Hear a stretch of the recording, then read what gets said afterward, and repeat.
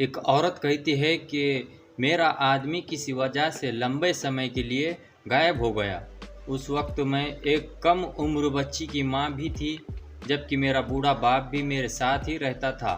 ہماری غربت اور مفلسی بہت زیادہ تھی اور اکثر ہمارے گھر میں کھانے کو کچھ بھی نہیں ہوتا تھا، مگر ہم دن میں کچھ کھا لیتے تو رات میں ہمیں بھوکا ہی سونا پڑتا تھا۔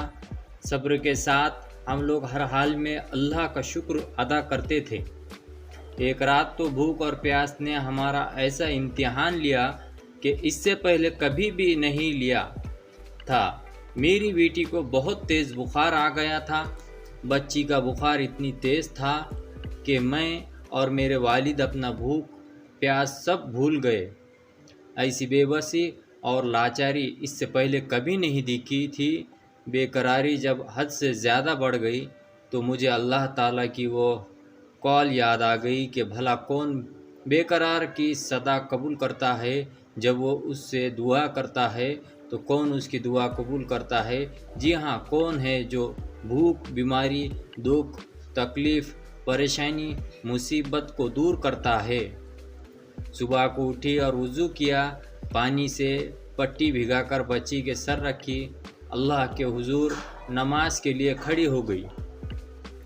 2 رکعت نماز پڑھنے کے بعد ہاتھ اٹھا کر بچی کے لیے دعا کی اور پھر اس کے ماتھے سے پٹی اتار کر دوبارہ پانی سے بھگا کر رکھی اور پھر نماز کے لیے کھڑی ہو گئی۔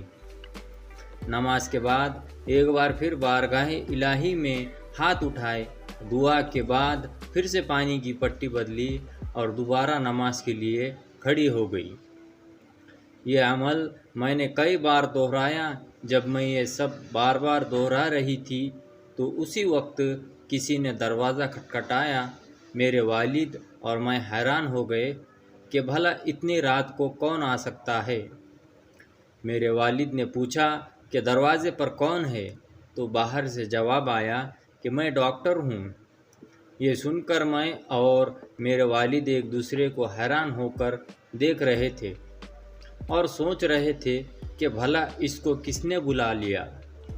پھر میرے والد نے جا کر دروازہ کھولا۔ ڈاکٹر نے آتے ہی پوچھا کہ مریض کدھر ہے؟ ہم نے سادگی سے بچے کی طرف اشارہ کر دیا۔ ڈاکٹر نے بچی کو چیک کیا، پھر کاغذ پر دوا لکھ کر میرے ہاتھ میں رکھتے ہوئے بولا، لائیے میری فیس لائیے، میں اب چلتا ہوں۔ میں نے دھیرے سے ڈاکٹر سے کہا کہ ڈاکٹر صاحب، میرے پاس آپ کو دینے کے لیے پیسے نہیں ہے، بلکہ ہمارے گھر میں تو کئی دنوں سے کھانا بھی نہیں ہے۔ میرا یہ جواب سنتے ہی ڈاکٹر غصے سے بولا کہ اگر تمہارے پاس مجھے دینے کے لیے پیسے نہیں ہے تو مجھے آدھی رات کو فون کر کے کیوں بلایا؟ میری نیند کیوں خراب کی تم لوگوں نے؟ ڈاکٹر کے منہ سے ٹیلی فون کی بات سن کر مجھے لگا کہ ڈاکٹر شاید غلطی سے ہمارے گھر میں آ گیا ہے۔ میں نے ہمت کر کے ڈاکٹر کو جواب دیا کہ ڈاکٹر صاحب، ہم نے آپ کو فون کر کے نہیں بلایا ہے، بلکہ ہمارے پاس تو ٹیلی فون ہی نہیں ہے۔ یہ سن کر ڈاکٹر نے مجھ سے پوچھا کہ اچھا، کیا یہ منصور کا گھر نہیں ہے؟ تو میں نے جواب دیا، نہیں ڈاکٹر صاحب، منصور کا گھر تو ہمارے برابر میں ہے۔